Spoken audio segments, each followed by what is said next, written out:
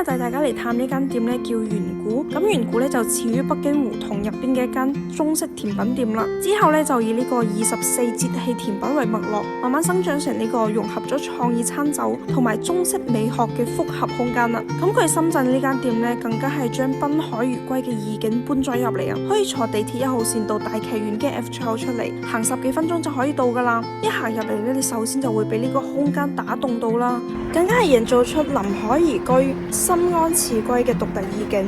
窗邊嘅位置咧，仲可以睇到出邊啲綠意，坐落嚟咧，成個人真係瞬間鬆弛咗啊！呢個咧就大概係圓古想要傳遞嘅風浪暫歇嘅安寧啦。除咗佢咁靚嘅環境之外咧，啲菜品都非常靈魂嘅喎。咁我哋今次咧直接點咗店入邊嘅夏季推介菜品蘇子葉個鮮鳳梨隻牛肋條。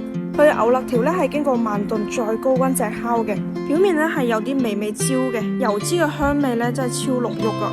果酸嘅清甜咧瞬間化解咗油脂嘅厚重，仲有一個雨後先上蒸下煮。呢一道菜嘅名咧就好靚啦，味道咧都好似雨後山林般嘅鮮活啊！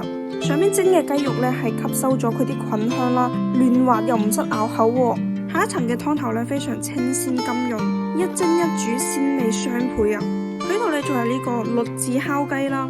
炭烤嘅雞髀肉咧外皮焦香，入邊咧有好多汁喎，仲有啲淋喺上邊嘅玫瑰花蜜栗子汁啊，帶出嚟少少嘅甜味。呢道菜經典得嚟咧又非常有層次喎。咁如果你中意酸辣濃郁嘅風味咧，呢一道菜肯定唔可以錯過啦，叫白酸湯野山椒文火牛肉。佢用咗貴州海利嘅白酸湯啦、豆乳醬同埋野山椒3種發酵嘅食物，去文火慢煮出嚟呢一煲非常醇厚嘅湯底啊！主要嘅材料咧就係牛肩肉啦，再加埋啲非常嫩滑嘅牛骨髓嘅部分，口感非常豐富啊！